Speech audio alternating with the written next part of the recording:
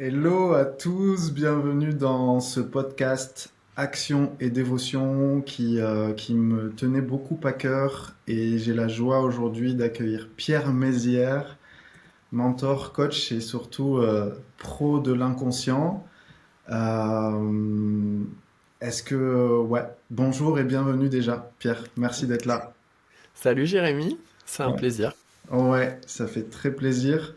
D'autant plus qu'aujourd'hui, les sujets que j'ai envie d'aborder, je trouve que c'est des sujets fondamentaux quand on est entrepreneur, euh, qui sont notamment autour de la discipline, la constance, la régularité dans notre approche de l'activité. Et surtout, je sais qu'avec toi aujourd'hui, on va déconstruire pas mal de choses et on va décortiquer tout ça pour aller vraiment toucher les vrais sujets de fond autour de ces notions-là. Et c'est voilà, c'est pour ça que je suis super content qu'on aborde ces sujets aujourd'hui avec toi. Voilà, donc vous allez découvrir, pour ceux qui connaissent pas Pierre Mézières, voilà, je suis très content que vous puissiez le découvrir aujourd'hui. Et, euh, et voilà, let's go, on est Je suis parti. prêt. T'es prêt? Alors déjà, peut-être juste que je cadre un peu en disant que pour moi, si j'ai je t'ai fait cette invitation, c'est parce que de là où je regarde, quand je t'observe sur les réseaux, je vois quelqu'un de constant dans ses propositions.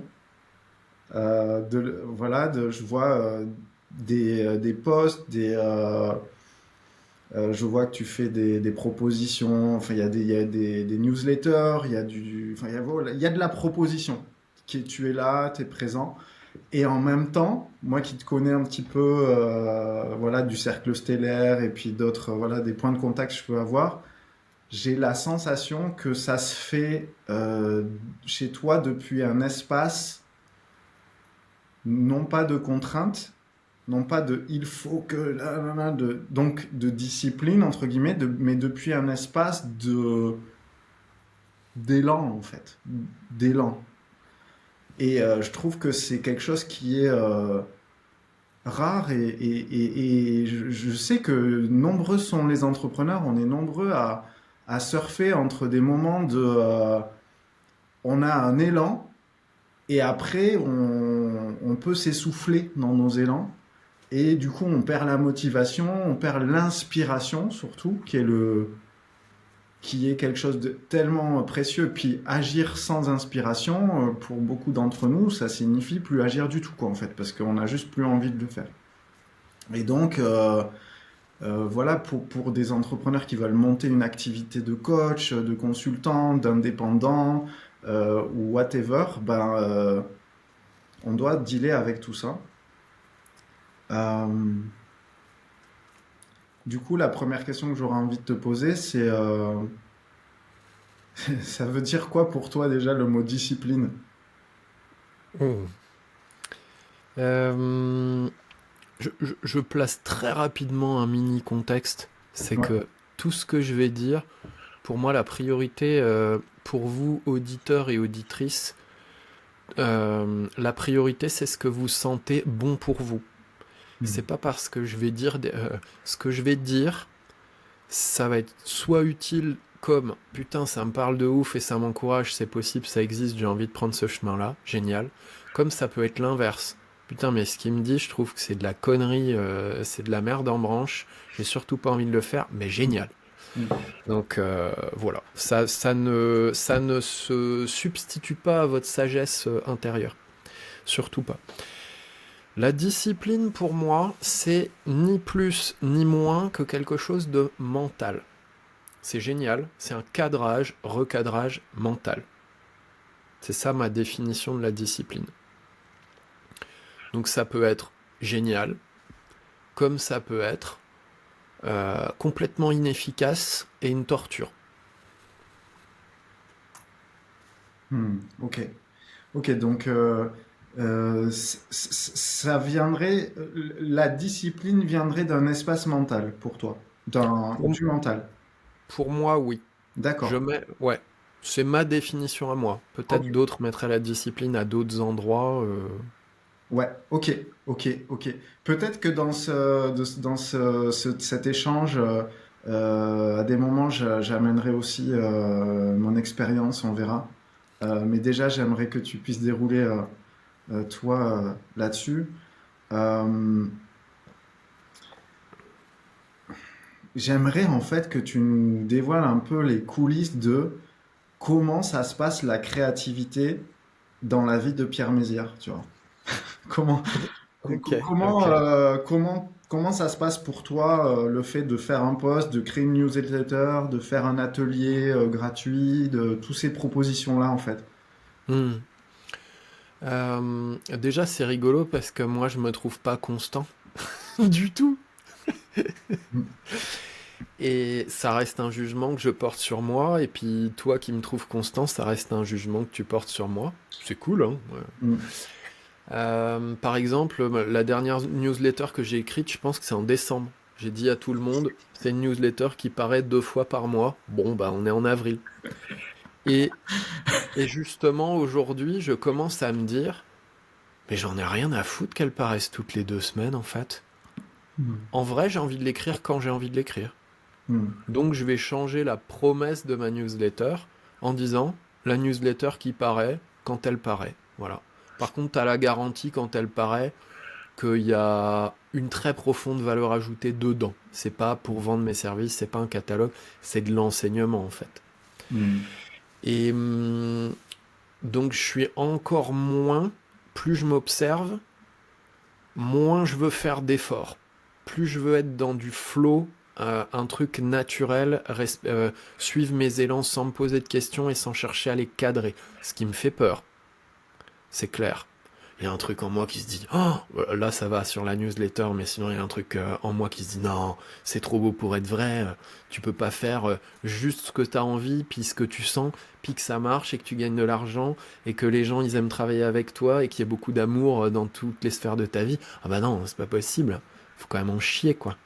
Mm. Donc moi pour reprendre ta question sur comment ça se passe la créativité chez moi, euh, c'est une excellente question.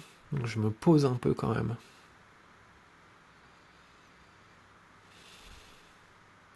La base chez moi, c'est que je fais ce que j'ai envie. C'est très perfectible. C'est-à-dire que quand je me regarde, je trouve plein d'endroits où je me force encore à faire des trucs. Ok, d'accord. C'est pas assez à mon goût. Par rapport à plein de gens, peut-être que c'est vachement moins. Parce qu'effectivement, moi je me dis pas, faut poster tous les jours, faut faire ceci, faut faire cela. Je me dis, il faut rien du tout. Ou très peu de choses que je suis en train d'examiner en ce moment et où je me dis c'est de la connerie comme le reste, faut rien du tout. Donc je n'ai pas de calendrier éditorial dans ma créativité. Je poste quand j'ai envie de poster, j'écris quand j'ai envie d'écrire, je fais un format quand j'ai envie de faire un format, à tort ou à raison. J'ai envie de faire une vidéo, je fais une vidéo. J'ai envie d'écrire, j'écris. J'ai envie de rien poster pendant 3 semaines, bah, je poste rien pendant 3 semaines. J'ai envie de sortir une nouvelle offre, je la sors. J'ai envie de démarrer une chaîne YouTube, bah, je la démarre, je commence à faire des vidéos, j'ai plus envie, bah, je le fais pas.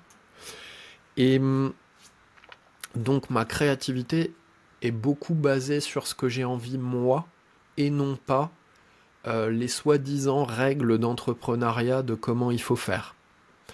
En revanche, parce qu'il peut y avoir un gros piège avec ça, j'ai une intransigeance vis-à-vis de mes envies et du niveau de vérité que j'ai avec moi-même. Mm. C'est C'est là ça que... qui, c'est ça qui prend le relais de la discipline. Mm. Parce que sinon, on peut se mentir en se disant oh bah j'ai pas envie de poster aujourd'hui, oh bah j'ai pas envie de poster aujourd'hui, puis en fait on n'a pas envie de poster pendant un mois et demi, mais on se dit bah j'aimerais bien que mon audience elle travaille avec moi et qu'elle passe à l'acte d'acheter un service avec moi et tout. Et sans le voir, en fait on peut être coincé dans des peurs et des protections et des résistances internes et on se fait croire qu'on est dans un flow où ah non, j'ai pas trop envie. Dit autrement, vous qui nous écoutez, vous avez peut-être beaucoup plus envie de partager des contenus avec vos audiences que ce que vous vous faites croire. C'est pas forcément facile à ressentir. C'est là où, c'est là où pour moi, on est sur le truc qui fait toute la différence entre je suis dans ce truc de j'ai pas envie, mais en fait, c'est pas que j'ai pas envie, c'est que je suis coincé dans un espèce de stratégie d'évitement de ce qui me fait Ouais. peur. Et c'est là où, effectivement, tu dis c'est ça qui prend le relais de la discipline. Et ça, je trouve ça vachement intéressant parce qu'en fait, ça veut dire, est-ce que tu peux nous décrire un petit peu plus ce mécanisme de euh, comment en fait je peux être plus attentif à ce que je vis et ce que je ressens et de quoi j'ai vraiment envie pour toucher le vrai truc en moi, Mm. tu vois, le vrai feu, le vrai truc, quoi. Ouais, ouais, carrément. Je vais prendre une analogie exprès, et après je vais y revenir sur moi et l'entrepreneuriat dans le concret. La création des lois, c'est des règles de vivre ensemble mentales. Ça crée un cadre de ce qu'on estime être bon pour les gens. Dire à quelqu'un, il faut pas tuer son voisin, sinon tu vas prendre 20 ans de tôle, c'est chouette. Pour quelqu'un qui est suffisamment présent à lui-même, à ce qu'il est, à son propre cœur, à ses aspirations profondes, à ce qui le rend heureux, à ce qui le rend malheureux, il n'y a plus besoin de cette règle. Moi, je sais bien que si je tue quelqu'un, je me fais du mal. Je fais du mal à l'autre, mais j'ai envie de dire égoïstement avant tout, je me fais du mal, je me fais vivre de la souffrance, je me fais vivre une vie horrible. Et que mon acte, mon envie, entre guillemets, mon impulsion de tuer quelqu'un, elle vient forcément d'un mal-être. Quelqu'un qui va bien n'a pas envie de buter quelqu'un. Donc, pour toutes ces raisons-là, si je le fais, ça part d'un mal-être, ça ne va que vers un mal-être, ça... Bref. Euh, donc quand on a conscience de ça, quand on a une présence suffisamment forte à soi-même et à son cœur, on a moins besoin de règles mentales, de qu'est-ce qu'il faut faire, qu'est-ce qu'il faut pas faire, puisque finalement c'est notre cœur qui nous le souffle, qui nous le murmure. Pour moi, en entrepreneuriat, c'est la même chose. Au départ, on a besoin, ou j'étais dans la nutrition à une époque pour moi, et puis à un moment, je me suis dit, mais putain, il y a 10, 15, 20, 50 méthodes super intéressantes de gens super sincères avec des arguments béton et leur truc marche pour plein de gens et pas pour d'autres. Et, ben, comment je choisis c'est quoi le bon régime pour moi? Et au bout d'un moment, je suis arrivé à la conclusion que ben, c'est la présence à moi-même et à mon corps avec le ressenti de ce que j'ai besoin, donc un truc qui est pas mental. Quels aliments m'appellent, quels aliments mon corps y rejette, rester présent à ces élans-là. Tiens, mon corps, il rejette cet aliment-là. Et il le rejette pourquoi, en fait, comme tu disais? C'est une stratégie d'évitement, au fond, c'est de la peur. Ou alors, c'est mon corps qui me dit, non, ça, tu mets pas dedans, c'est pas bon pour moi. Comment je fais le distinguo? Inévitablement, par un approfondissement, rester avec le phénomène, entrer en présence avec ce phénomène, rester avec, jusqu'à ressentir d'où ça vient. En gros, de la peur ou d'un élan de mon cœur. C'est l'un ou l'autre, il n'y a pas... Et ça peut être un enchevêtrement des deux, mais on peut le voir, mais globalement, ça vient plus de mon cœur ou plus de la peur. Est-ce que c'est les deux enchevêtrés? Bref. Et en entrepreneuriat, c'est la même chose. On a besoin au début, c'est lié à la conscience de chacun pour moi. Global, largement en dehors de l'entrepreneuriat. C'est lié à notre rapport, à notre mental à nous, et notre rapport à notre présence à nous. Notre présence à nous, c'est pas mental. Ça peut observer le mental, ça inclut le mental, mais c'est pas mental. C'est beaucoup plus profond que ça, beaucoup plus primordial que ça. Et au départ, souvent, quand on est entrepreneur débutant, on a besoin de guide, on a besoin de direction. On ne sait pas qu'est-ce qui est important, qu'est-ce qui ne l'est pas, comment ça marche, quelles sont les règles, mais c'est valable dans tout autre art. En musique, c'est pareil, en peinture, c'est pareil. Et au fur et à mesure, c'est autre chose qui va prendre le relais que ces règles à suivre, Hmm. et on va finir par faire péter toutes les règles. Ok. Exemple, Picasso, il a d'abord appris toutes les règles classiques, et au fur et à mesure, il y a autre chose qui a pris le relais en lui, et il a suivi ces élans-là, qui fait que il a inventé son propre truc, Ouais. qui respecte plus de règles, quoi. Yes. Donc, pour moi, il y a ce phénomène-là qui se fait progressivement. C'est c'est pas un concours, c'est plus ce qui ferait du bien à chacun, c'est de sentir où est-ce qu'on en est. Est-ce que dans ce moment de ma vie, j'ai besoin d'avoir des règles à suivre parce que ça m'inspire, ça me donne une direction, ça me cadre. Si c'est le cas, c'est génial. Si c'est le cas, ce que je dis en parlant de ressenti, c'est, ça peut être trop déstabilisant, trop flou, trop on comprend pas ce que je dis. Et dans ce cas-là, suivre les règles, c'est parfait. Et peut-être qu'à un moment de votre vie, vous vous trouverez dans ok, bah il y a un truc qui commence à être très étriqué dans suivre ces règles. Il y a un truc qui me fait chier, je perds de l'énergie, je sens que je suis pas au top de ma forme quand je suis ces règles. Et du coup, il y a une transition vers autre chose. Un peu moins de règles et un peu plus de suivre son ressenti, son désir. Ok. J'ai pas répondu à comment on voit si c'est une stratégie d'évitement ou pas, mais j'y répondrai. Ok. Comment on voit si c'est une stratégie d'évitement ou pas? Ça, c'est une question qu'il faut absolument qu'on n'oublie pas. Mais j'ai envie de rebondir sur ce que tu viens de partager. Euh, Tu vois, en ce moment, je suis en train de lire un ouvrage qui est en fait l'héritage d'un Indien dans la voie des Hare Krishna, donc c'est-à-dire dans la voie de ce qu'on appelle la dévotion. Donc là, on est vraiment sur une voie spirituelle pure, euh, très très très très très très stricte, donc une doctrine vraiment très très serrée, dans lequel, en fait, l'idée c'est vraiment d'avoir une discipline quotidienne de réciter les noms divins. Euh, Hare Krishna, Hare Hare, Hare Krishna, voilà, ça c'est un mantra, tu vois, que tu répètes. Et tu le répètes un nombre incalculable de fois par jour. C'est vraiment voilà, énorme. Et en fait, quand tu récites le nom, c'est la dévotion qui va venir petit à petit, tu vois. Ça, c'est le propos de ce sage, en fait. Et ce qui est vachement intéressant, et je vais faire le lien avec ce que tu viens de dire, c'est qu'il dit, à un moment donné, il y a différents stades dans la dévotion. Et à un moment donné, on est embrasé par la dévotion et on est dans l'amour divin,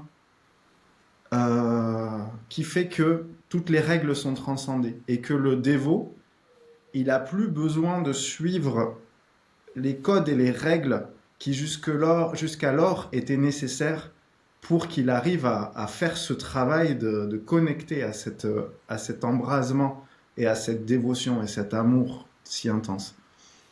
Et finalement, c'est marrant parce que c'est exactement le même phénomène que tu décris, c'est-à-dire au début, j'ai besoin de règles, j'ai besoin de quelque chose qui me cadre et qui me sécurise parce que effectivement, je suis dans quelque chose que je maîtrise pas, que je connais pas, c'est tout neuf, donc j'ai besoin d'être guidé, j'ai besoin d'avoir des repères, etc. Et à un moment donné, je touche un état où, enfin voilà, et je, donc ouais, je trouvais ça intéressant de faire ce parallèle.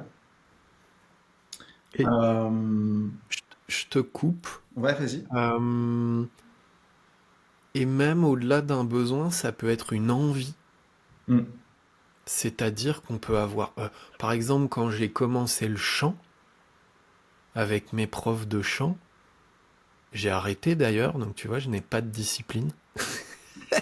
Je sens pas l'élan de continuer. Mm. Peut-être que je vais reprendre dans 6 mois, peut-être je vais reprendre dans un an, peut-être je vais jamais reprendre. Je sais pas, je vais être le premier à le découvrir. Quand j'ai commencé le chant, j'ai eu envie euh, qu'on m'inspire avec des règles, des cadres, etc. Parce que c'est tellement vaste, il y a tellement de choses à faire, je connais tellement pas mon corps que je sais pas par où démarrer, des idées de quoi faire au début, des idées de quoi explorer. Il y a tellement de trucs que j'ai besoin. En gros, je disais, restreins-moi à une zone. Apprends-moi une zone, montre-moi une zone qui est importante. Restreins-moi à cette zone-là, que je joue juste avec ça d'abord. Et ça peut être une envie, pour moi, qui est beaucoup plus libre et profonde qu'un besoin. D'accord. Ok. Ok. Donc là, on touche à une notion qui est importante. On n'oublie pas le truc de la stratégie d'évitement. On va- Euh, mais justement, moi, je vois en tout cas dans mon expérience, il y a des trucs, des fois, j'ai envie, puis en fait, c'est des feux de paille. Tu vois, c'est genre, j'ai juste une envie, puis c'est comme une envie d'éjaculer, quoi. Une fois que c'est sorti, ça retombe comme un soufflet, tu vois. C'est, c'est, Et il y a des trucs qui sont plus profonds et qui sont plus sur un temps long. Et, euh, et aussi, sur le sujet de l'envie, je vois beaucoup de clients qui galèrent avec ce truc-là. Parce que dans l'envie, il y a vie. Être en vie, tu vois. On est vraiment là-dessus et être vivant, du coup. Et donc tout ce truc de l'enthousiasme, de la vitalité, de la joie à faire, je vois qu'on est nombreux à galérer avec ce truc de être Mm. vraiment en vie, en fait. Ouais, ouais. Et Et moi, pas en survie, tu vois. Donc là, bon, je mets plein de trucs dans le ouais, chaudron, mais ouais, voilà. c'est pareil pour moi, c'est exactement pareil pour moi, évidemment. Euh, pour moi, il y a plusieurs phénomènes qui font que c'est difficile, entre guillemets, ça peut en tout cas être difficile d'accéder à ses envies. Ouais. Ça peut dépendre des domaines de sa vie. Il y a des gens, genre dans le domaine du couple, ils savent très très bien quelles sont leurs envies. Par contre, dans le pro, oh, c'est un bordel. Il y a des gens dans le pro, c'est méga clair, mais alors dans leur vie perso, entre guillemets, en dehors du pro, oh mais quel bordel. Ça, c'est mon cas. Ouais. Euh, Il y a plusieurs phénomènes pour moi qui sont à prendre en compte là-dedans. C'est déjà pour moi une envie, ça vient de l'âme. Mm. Il y a des envies qui peuvent venir du tout petit moi, qui sont en fait des espèces de désirs superficiels, ou des réactions à des choses, ou en fait des compensations de quelque chose, ou des fuites de quelque chose. Il y a beaucoup de nos désirs, moi j'appelle ça des faux désirs. Il y a beaucoup de nos désirs, en vrai on veut pas vraiment X, on veut fuir Y. Et ça Mm. tombe bien, X c'est dans la direction opposée. Donc en fait c'est une stratégie d'évitement. On en a plein des trucs comme ça, où on se persuade que, tiens j'ai envie de faire ça. Ah, je vais dire n'importe quoi. Ah, j'ai envie de passer l'aspirateur là. Mm. T'as envie de passer l'aspirateur ou t'as envie de fuir ta compta? Parce que ça te Mm. fout les boules, ça c'est moi. Ouais. T'as envie de faire ta compta parce qu'en vrai, t'as peur de découvrir un putain de squelette dans le placard dans ta compta et de Mm. ressentir un truc que tu fuis. C'est moi aussi. Mm. Et donc déjà, quand on parle d'envie, il y a plusieurs profondeurs d'envie. Il y a clairement des faux désirs, où là je rejoins les bouddhistes qui disent dès qu'il y a désir, il y a souffrance. Pour moi, c'est purement et simplement ça qui s'exprime. Mm. Dès qu'il y a un désir détaché de l'âme, c'est pas un désir. C'est une Mm. fuite déguisée en désir. Bah, une fuite, tu connais le résultat d'une fuite, ça part d'une souffrance, tu vas trouver de la souffrance à la fin, hein, la même. Mm. Mm. Puis tout le long du chemin, bref. En vrai, les envies, ça vient de l'âme. Euh, C'est-à-dire que c'est quelque chose qui est libre, on ne sait pas pourquoi on le veut, ça ne s'oppose à rien, c'est en réaction avec rien de ce monde, c'est juste il y a un truc en nous, face au champ de tous les possibles qui fait Ça m'intéresse.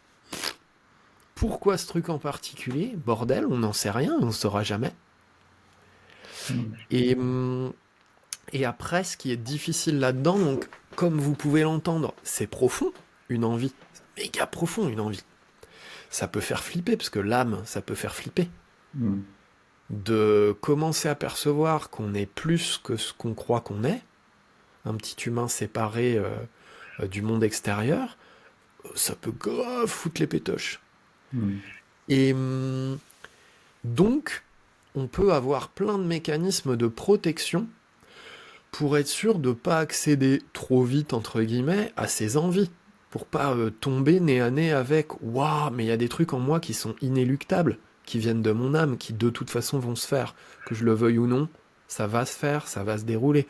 Ça peut tellement faire flipper. Mm. On se met des couches. On se met des couches par-dessus d'anesthésie, on ressent pas ses envies, de confusion, bah en fait on doute, on n'est pas trop sûr, etc. Mm. Tellement de stratégies possibles de protection qui font que accéder à ses envies est compliqué.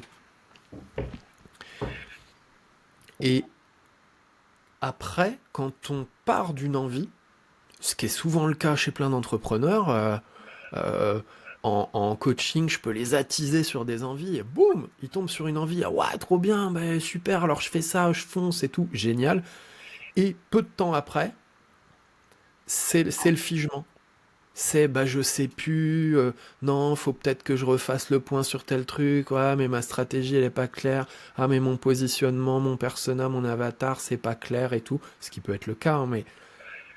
Et en fait, ça peut être, oula, j'ai réussi à connecter une envie, qui est un truc qui vient de mon âme, donc qui vient de très profond, très loin, et ou de très intime, au contraire, de extrêmement intime. J'ai réussi à connecter ça et j'ai commencé à le suivre. Eh ben, il y a un truc en moi qui va flipper et qui va sauter les deux pieds joints sur la pédale de frein. Boum!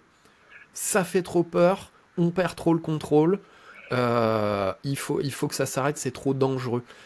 Ce qui explique énormément de yo-yo. Moi aussi, j'essaie yo-yo moins maintenant parce que je suis plus à l'aise dans le processus et plus conscient de ça, mais Mm.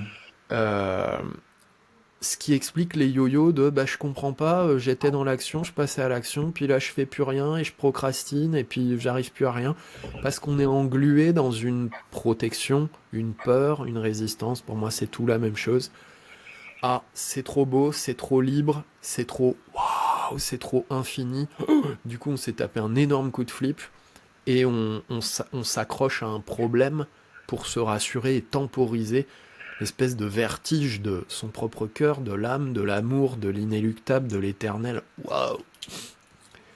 Mm. Et dans ce cas-là, faut aller investiguer. Ok, qu'est-ce qui se passe? Waouh! En fait, je me suis accroché comme une moule à son rocher, à un truc. J'ai mis un attachement hyper fort parce que là, j'ai touché un truc. C'est tellement beau, c'est tellement chouette que j'ai badé quoi, de ouf.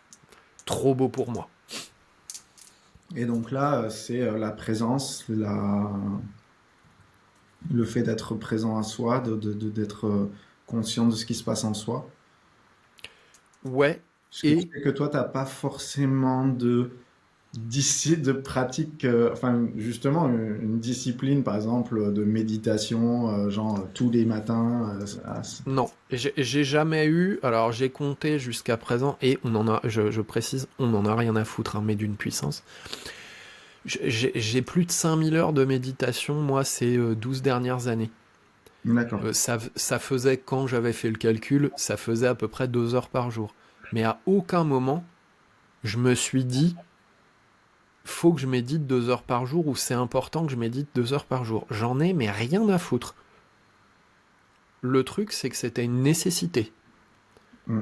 Je sentais un appel en moi qui faisait, j'ai besoin de méditer, ou j'ai envie de méditer, parce que sinon, trop de conséquences souffrantes pour moi. Mm. Maintenant que je vais mieux, et que mon paysage intérieur il est plus léger qu'avant, je médite moins, en tout cas de manière statique. Mm. Je me pose moins sur une chaise à écouter, je le fais plus dans ma vie de tous les jours. Donc c'est... Mais euh,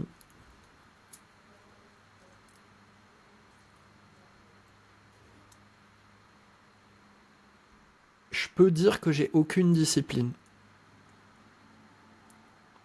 que je fais ce que je sens. Et c'est pas facile, parce que ça demande une espèce de foi, que ce que je sens suffit. Et que j'ai pas besoin de me forcer pour avoir un chouette résultat. Ça fait flipper.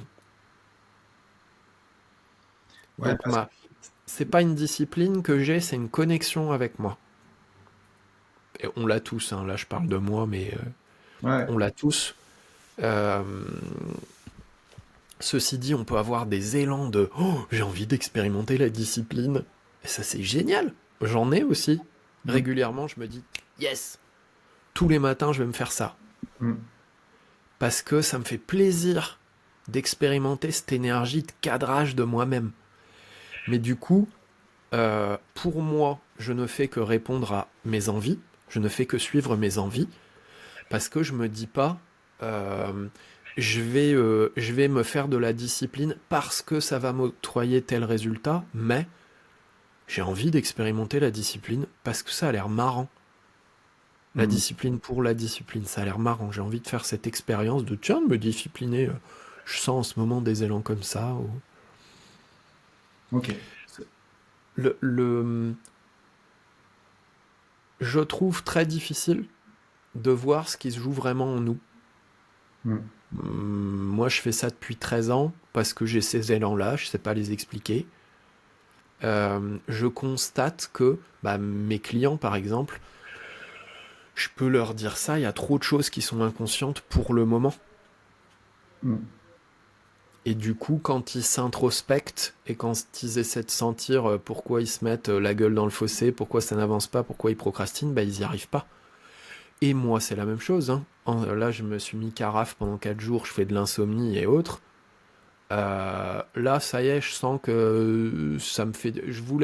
J'avais des élans de me débrouiller tout seul.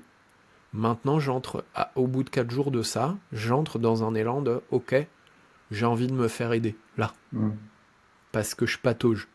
mm. Ok. Ok.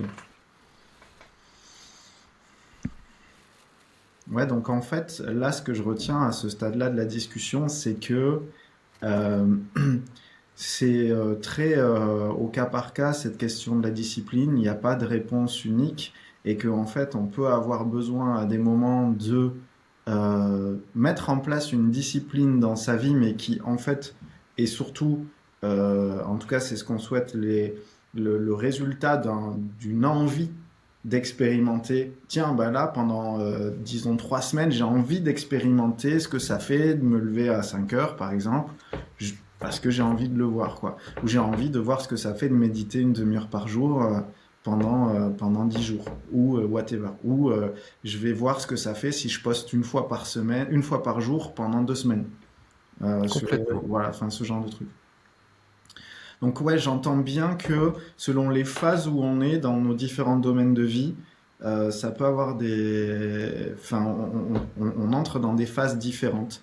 Et aussi, j'ai entendu que effectivement, pour toi, tu touches pas à de la discipline, c'est une connexion avec toi-même.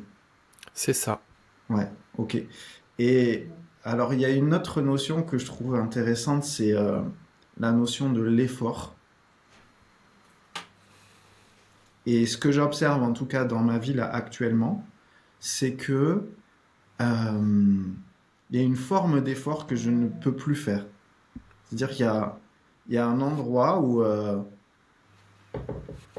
si c'est dans un effort, je ne vais pas le faire, tout simplement. Je ne peux plus. Enfin, c'est comme épidermique. Il y a des trucs, si c'est, je ne peux plus le faire. Et je suis là et en moi, c'est j'avais eu l'idée, par exemple, de faire un tel projet, machin. Donc, pour faire tel projet, il fallait que je fasse des lives toutes les semaines, machin. Et puis, en moi, ça dit non, mais ça, non. En fait, je vais pas le faire, quoi. J'ai pas envie. Faut que je contacte, je sais pas combien d'heures. Non, je vais pas le faire. J'ai pas envie. Et du coup, ça m'amène sur la notion d'effort. Euh, c'est une drôle de notion, ça, la notion d'effort. Euh, parce que je vois bien qu'il y a quand même, dans nos vies, on a une force d'intention, on a une volonté personnelle. Après, tout un débat là-dessus, mais une volonté personnelle qu'on peut mettre en mouvement, une intentionnalité, etc. Euh, ouais, c'est quoi ton rapport à l'effort aujourd'hui? Ouais. Moi, je vise de ne plus jamais faire aucun effort dans aucun des domaines de ma vie. Ok. C'est ce que je vise. Après, est-ce que je vais y arriver? Ça, c'est autre chose. Mais ouais, je vise la fin de tout effort. Je suis fatigué. Je suis fatigué de tous les efforts que j'ai fait dans ma vie. Tous les efforts que j'ai l'impression d'avoir dû fournir, c'est-à-dire une énergie, une certaine quantité d'énergie pour une certaine quantité de résultats que je trouve pas assez grande. C'est Mm. pas assez efficient. C'est et donc moi je vise ne plus faire d'efforts. Ça peut paraître bizarre parce que des gens qui m'observent de l'extérieur, ils vont me dire ah bah il a fait un effort là. Mais moi j'ai pas du tout la perception de faire un effort. Mm. Et ouais, voilà ce que je vis. Je comprends très bien la notion d'effort. C'est subjectif, complètement subjectif, complètement personnel. Par exemple, moi aller faire les courses, c'est pas un effort. Par contre, passer l'aspirateur et la serpillière, oh putain, c'est un effort. Et ça s'explique pas, je sais pas. Mm. Euh, Après, ça rejoint aussi, comment dire, euh, moi, ça rejoint la philosophie taoïste que je n'ai pas étudiée, mais juste mes expériences personnelles. Je trouve ça cool de voir que dans d'anciennes traditions, je me dis ah putain, mais il y a des mecs il y a 5000 ans qui étaient dans le même délire et qui ont théorisé le sujet et tout, j'adore. Et ça me rassure sur le fait que, ouais, ok, ce que je fais, ça existe. Je suis pas complètement taré, quoi. Euh, le wei ou wei des taoïstes, c'est agir dans le non-agir ou non-agir dans l'agir. Ou... C'est-à-dire que la tête, elle comprend rien. Il y a une action, mais on peut pas dire qu'on agit non plus, quoi. Ça me parle à fond, moi. Mm.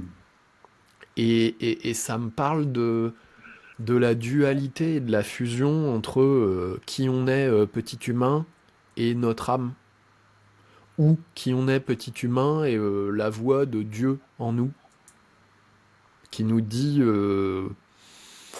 il y a une espèce de chemin qui se trace et qu'on est attiré par ce chemin.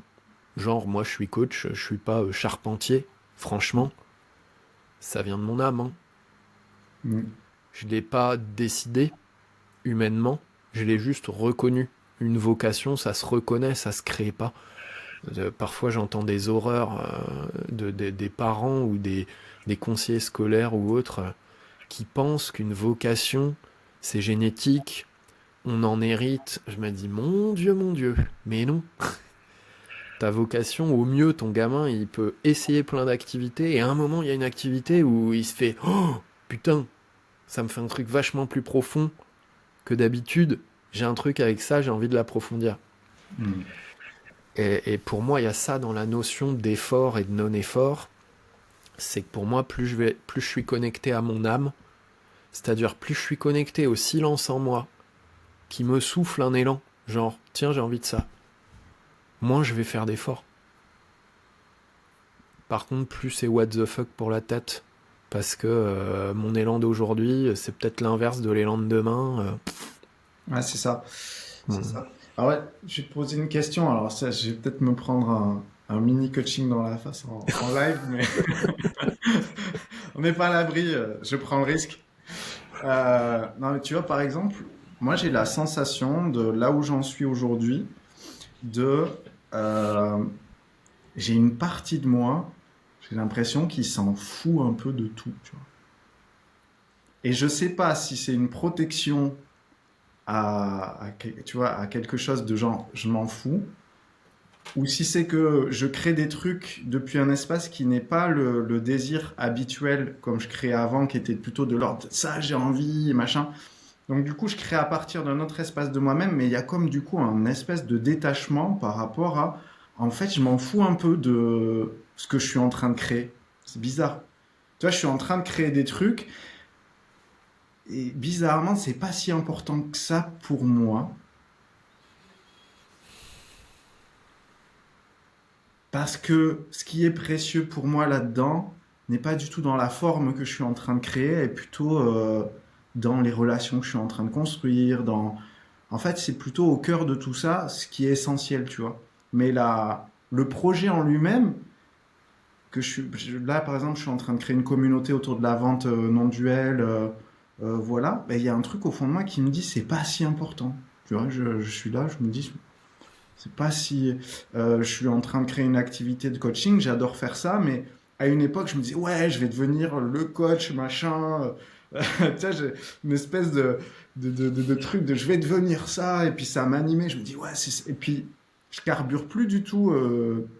J'ai, ce qui est rigolo, c'est qu'on va se coacher tous les deux sur le sujet parce que je suis dedans aussi. Ok. Et, et moi aussi, je suis passé par une phase hyper, hyper dans l'intensité, en me disant, ouais, je vais devenir connu, et nanani, nanana, et je mets un max d'efforts, et je suis au taquet. Et Ouais. derrière, je suis plutôt dans une phase où je m'en fous aussi. Je me dis, ouais, enfin, que j'arrête de péter plus haut que mon cul, ou que j'arrête une forme de mégalomanie qui m'a épuisé Hmm. pendant des années. Hmm. Et en fait, je crois que le truc, c'est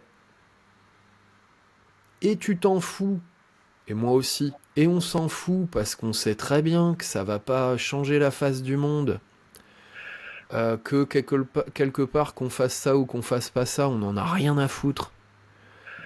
Et en même temps, on peut quand même être super passionné par ce qu'on fait et persuadé que c'est génial et, et, et mettre toute son énergie dedans et tout.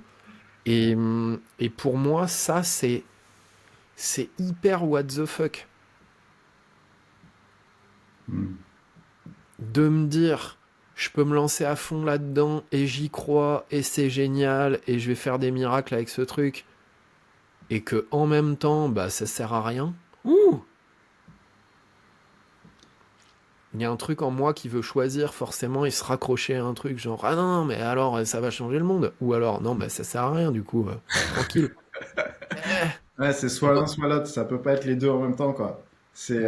donc dit autrement, sur une échelle de dualité entre deux polarités, ça sert à rien et c'est crucial, c'est tellement important. Puis il y a toutes les nuances entre. Je peux dire qu'on a expérimenté les deux côtés de l'échelle quelque part Hmm. et que ça nous fait peur de voir que le flot de la vie, il contrôle même pas ça. Hmm.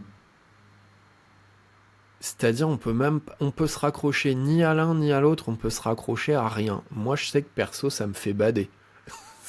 C'est le chemin que je prends en ce moment.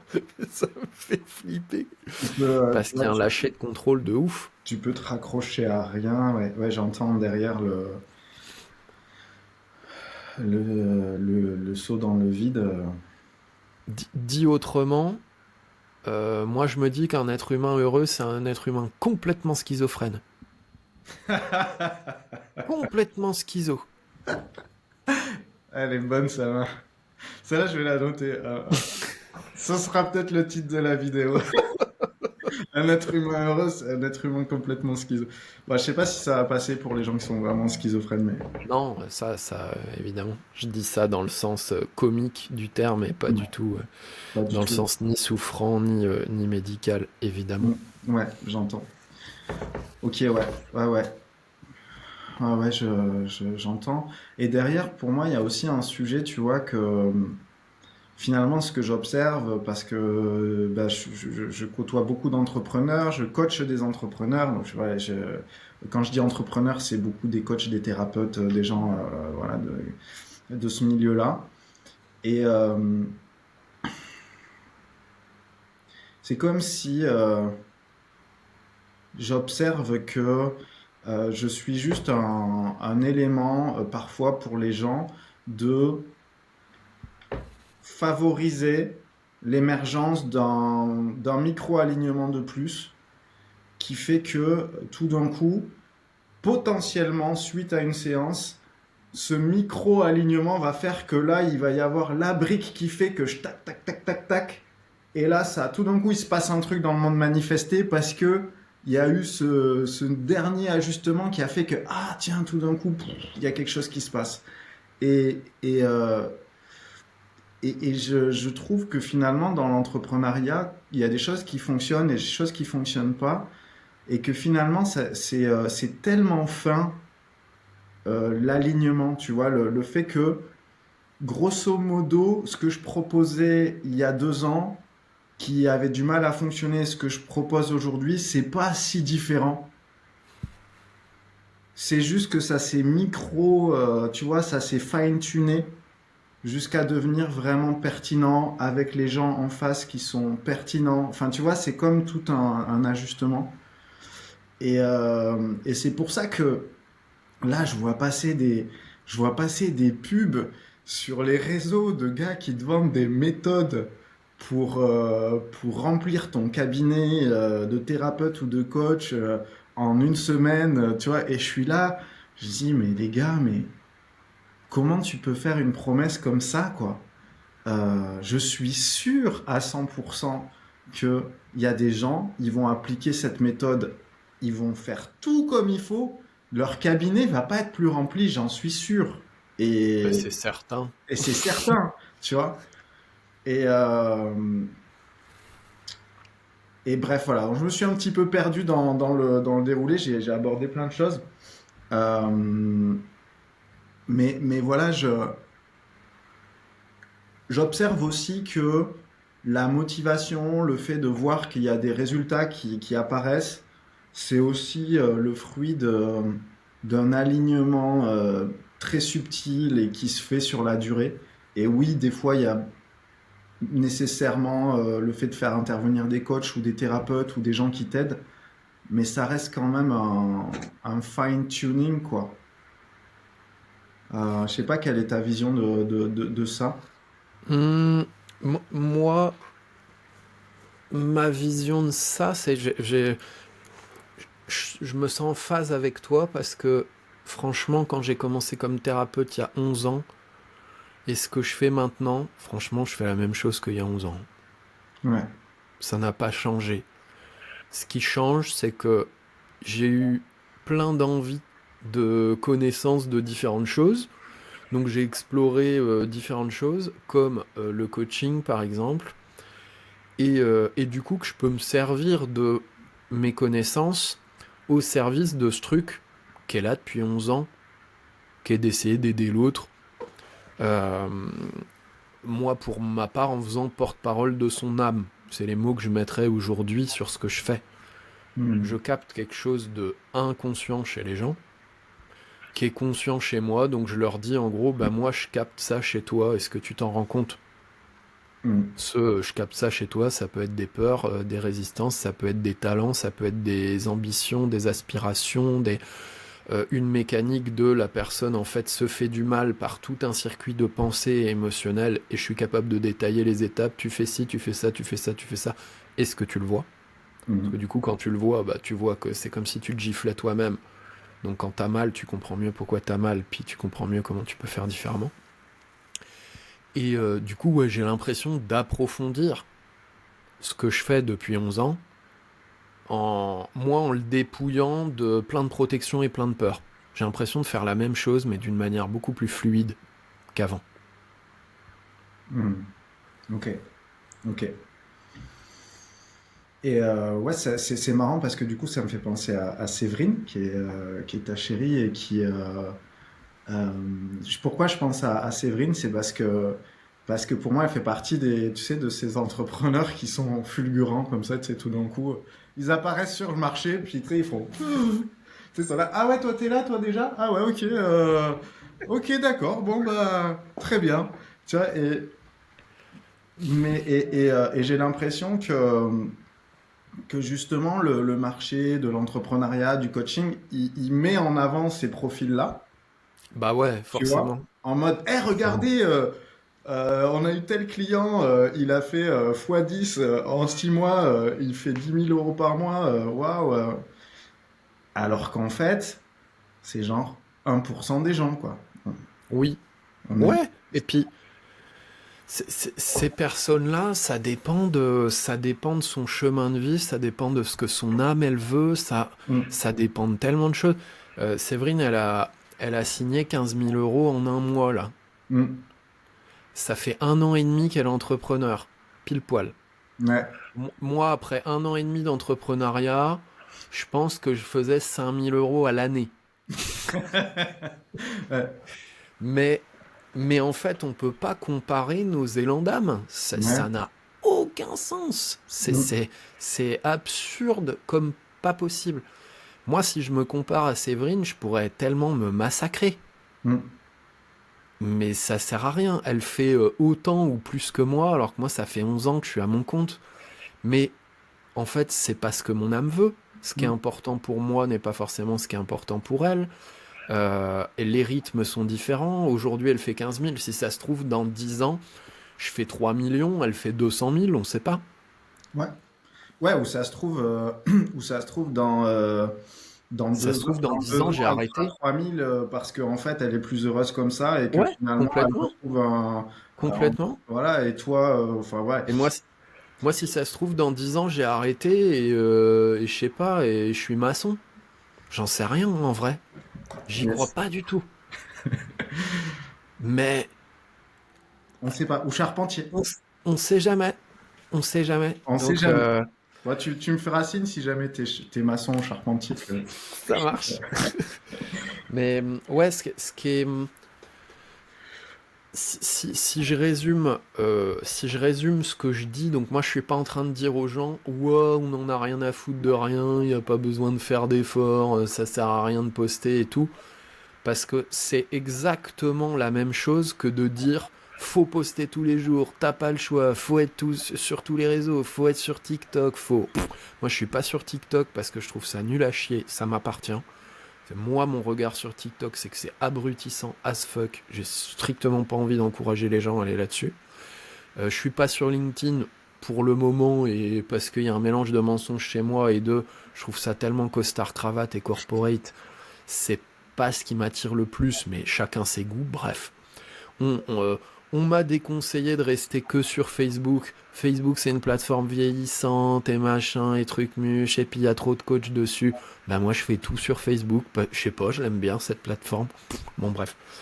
Et euh, donc, les deux extrêmes qui sont exactement la même chose, c'est ou mal comprendre mon message de il n'y a aucun effort à faire Mm. je peux rester dans mon petit moi, mes non-désirs, je peux refuser mes désirs d'âme, alors qu'en vrai, il y a des trucs en moi qui brûlent d'être réalisés, ça me ferait vachement kiffer et tout, et je me fais croire que j'en ai un peu rien à branler, en mode nihiliste.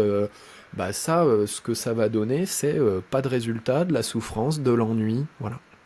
Mm. Et son opposé, qui est exactement la même chose, qui est le même niveau de mensonge à soi-même, qui est de forcément, si tu veux réussir, faut en chier, faut être partout, faut pas t'écouter. Comment ça, t'écoutes tes émotions? Ben non, dans n'importe quel état du jour et de la nuit, faut que tu postes, faut que tu sois sur toutes les plateformes. L'alignement, non, c'est l'action qui compte. Action massive, action massive.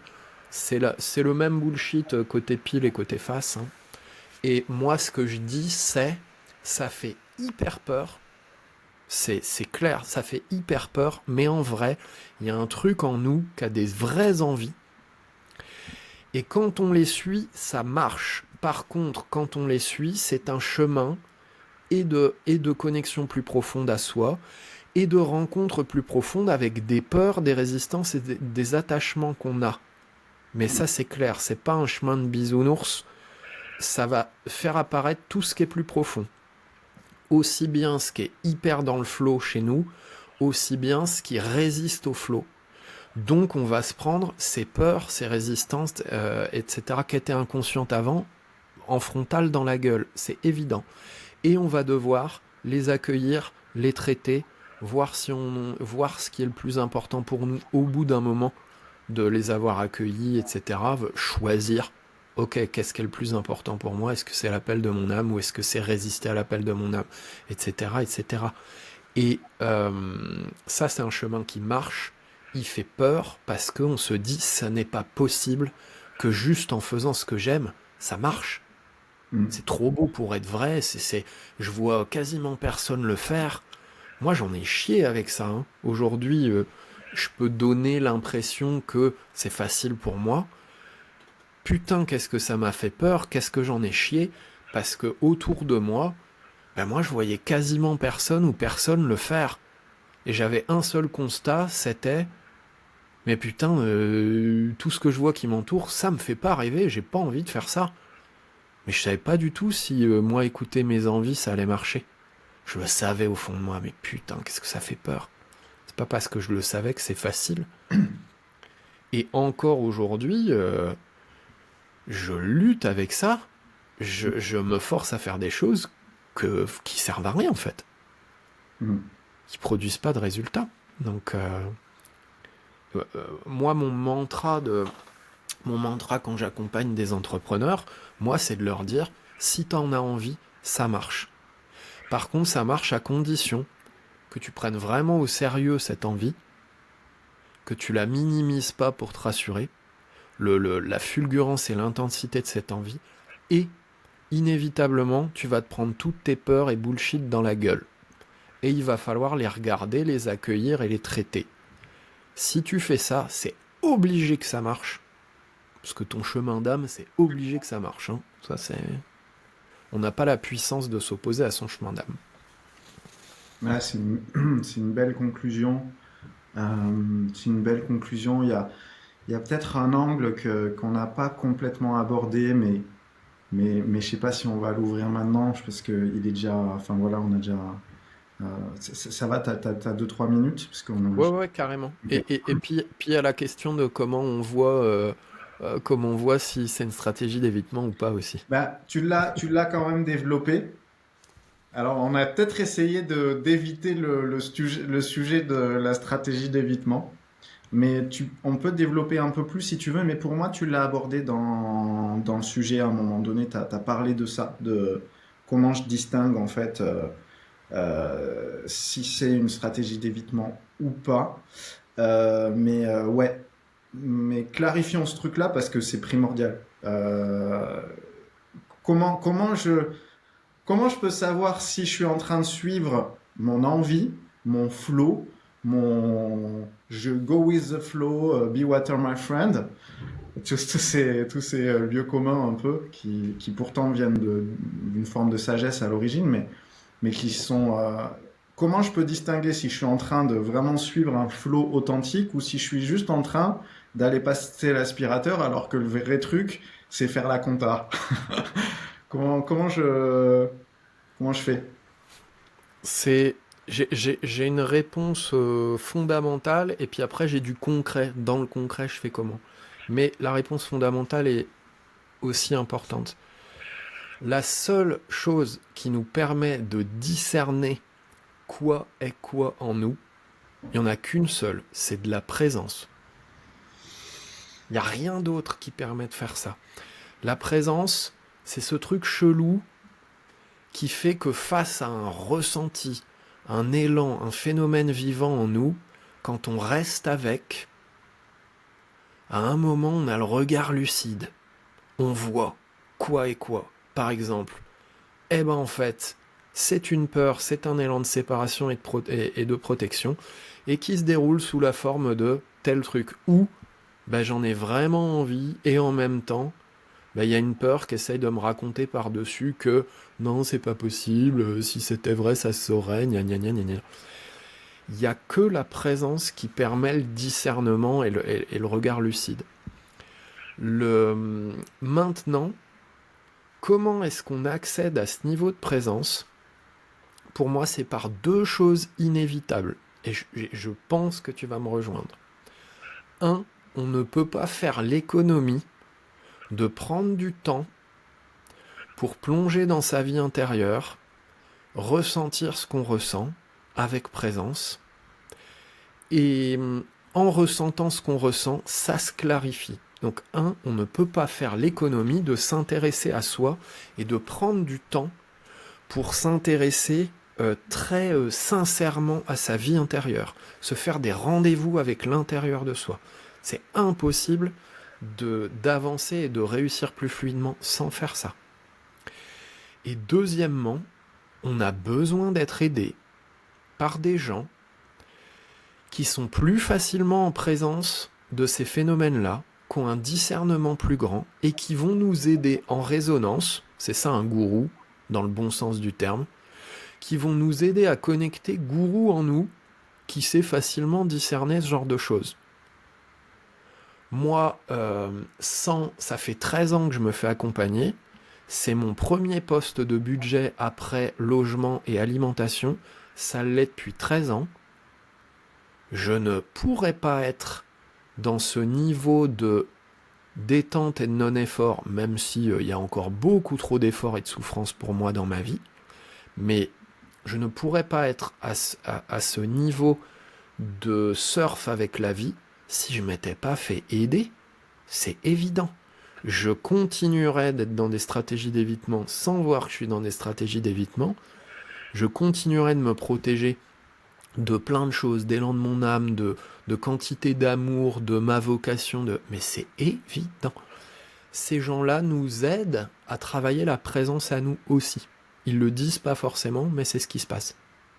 Dans le champ de conscience, avec quelqu'un qui est plus présent à lui-même que nous, on est présent à nous-mêmes, dans le champ de conscience, quand on est en rendez-vous à 2 ou à plus avec ces gens-là, on ressent vachement plus facilement ce qui se passe à l'intérieur de nous. T'as cette expérience-là aussi ou pas? Ouais, bien sûr. Ah oui, bah, moi je suis, tu sais, je suis même carrément moi disciple au sens vraiment premier du terme d'un maître indien. Donc j'ai littéralement un gourou dans ma vie, quoi. Au sens stricto sensu, quoi. Donc ouais, bien sûr. Ouais, là, Bien sûr. là ouais, Mm. je me paye une mentor à partir d'aujourd'hui. Pendant un mois, je lui ai proposé. Donc pareil, mon cœur, il disait quoi? Mon cœur, il disait, je disais à Séverine, ça fait 2-3 fois depuis un mois que je lui dis, cette personne, j'aimerais bien pouvoir avoir des discussions avec elle, parce que je sens que ça m'aiderait énormément dans ma vie et profondément. C'est quelqu'un que j'ai déjà vu en rendez-vous ou visio plein de fois. Et du coup, je l'ai contacté et je lui ai proposé. Je lui ai dit, je sais que tu fais pas ça comme service, mais est-ce que tu accepterais de me mentorer? Où on peut s'échanger des messages WhatsApp en illimité pendant un mois pour tel prix. C'est mieux payé que ce qu'elle fait en visio, je la paye plus cher. Je lui dis c'est important pour moi, mon cœur il dit ça. Et voilà. Et elle m'a dit oui à la condition que répondre à tes questions, ça va être inévitablement teinté, coloré de je vais te renvoyer à ce qui se passe à l'intérieur de toi dans le présent. Ah, c'est clair. Quand je suis en interaction avec cette personne, j'ai plus accès à qu'est-ce qui me fait peur, où est-ce que je me mens et tout. Et ça me fait d'ailleurs peur. Il y a une partie de moi qui a pas envie de se faire mentorer, tiens. Mm. Alors que j'ai payé, j'ai une stratégie d'évitement de oh tiens, on va faire le mort, c'est plus confortable. ça fait souffrir tous les jours, mais c'est plus confortable. Mm. Mm. Voilà, merci en tout cas pour tout ça. C'est super précieux, je trouve, ce partage. Alors effectivement, il y a plusieurs pans qu'on n'a pas complètement ouverts, parce que moi, j'ai dans ma vie intime, spirituelle, j'ai une discipline, euh, c'est-à-dire j'ai une pratique quotidienne que je fais euh, systématiquement. En tout cas, non, il y a des jours où je la fais pas, tu vois, mais globalement, je la fais tous les jours de ma vie.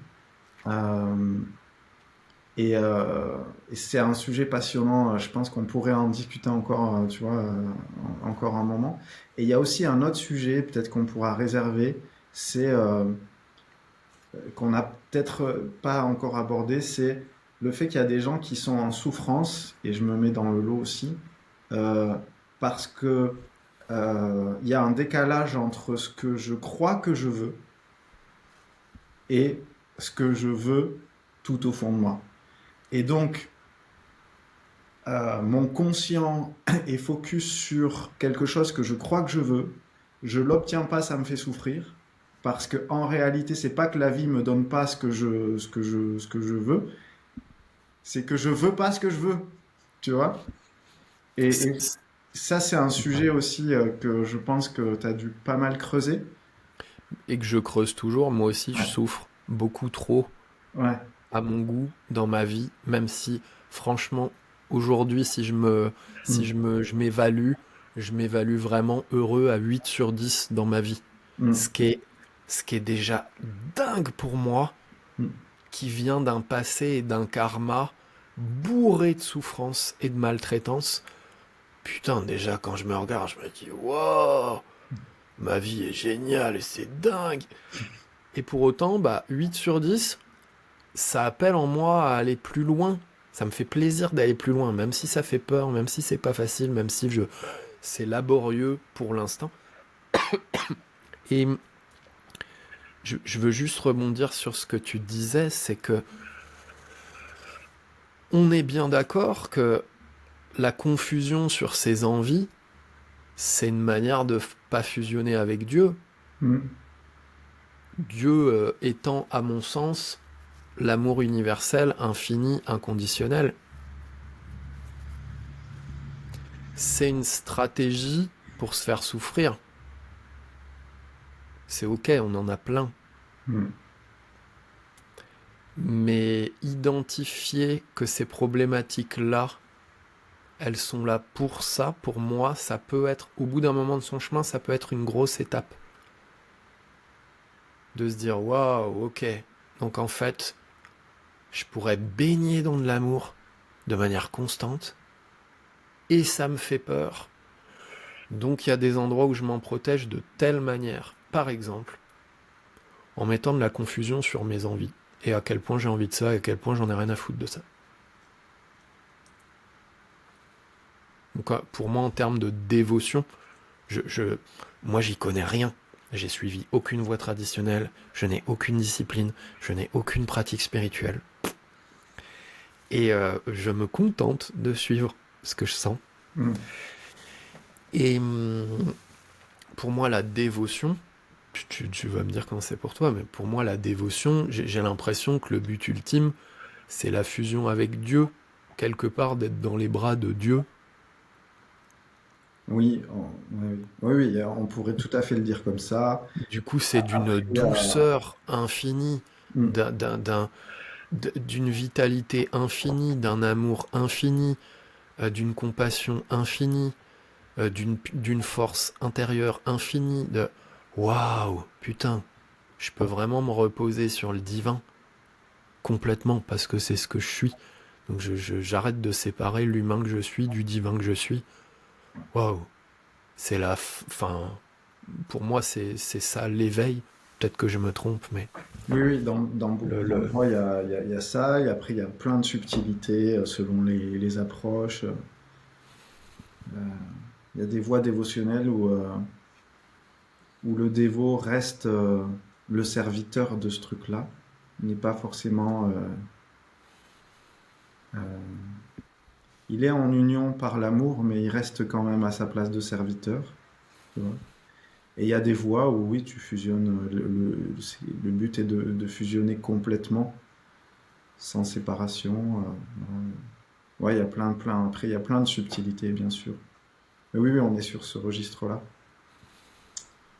Euh, cool. Bon, bah en tout cas, c'est, ouais, c'était chouette. Je te remercie, Pierre, d'avoir pris ce temps. Je suis très très content de tous ces sujets. J'espère que ça vous aura parlé. Euh, voilà, n'hésitez pas à dire dans les commentaires ce que ça vous évoque, si vous voulez qu'on développe plus tel ou tel aspect, tel ou tel sujet. Vous pouvez rejoindre Pierre sur Facebook du coup. Ouais, Voilà, Pierre Mézières. Je sais pas si on voit ton. Ah oui, je t'avais déjà dit, ça serait bien que tu mettes ton nom de famille sur le... Ouais, sur le... Ouais, je sais pas, ce matin, tu vois, j'avais envie de marquer Pierre 1, ça me faisait marrer. Ah d'accord, ok. Sinon, c'est Pierre Mézières avec un Z, I-E-R-E. Et il y a un S ou pas dans ton nom? Ouais, il y a un S, ouais. Pierre Mézières avec un S. Voilà, pour ceux qui ne te connaissent pas, je recommande. Et voilà, bonne journée. Bah, merci beaucoup à toi. C'est... Ouais, merci. C'est très vaste. C'est très très vaste de commencer par un sujet discipline. Pour moi, ça peut pas être traité sans aller traiter des trucs vachement plus profonds qui connectent à d'autres sujets qui... Mm. On aurait peut-être pu traiter la discipline de manière beaucoup plus restreinte, cadrée, mais moi, ça me fait chier. Ouais, Donc pareil, bah, je suis mes envies. C'est cool, hein. C'est juste moi, ça me fait chier. ouais, ouais. Je te remercie de m'avoir invité. C'était un grand plaisir, toujours un plaisir de discuter avec toi. Yes, cool. J'espère que ça peut être utile à d'autres. Si Soyons jamais, fous. pourquoi pas. Allez, salut à tous. Bisous Jérémy. Salut.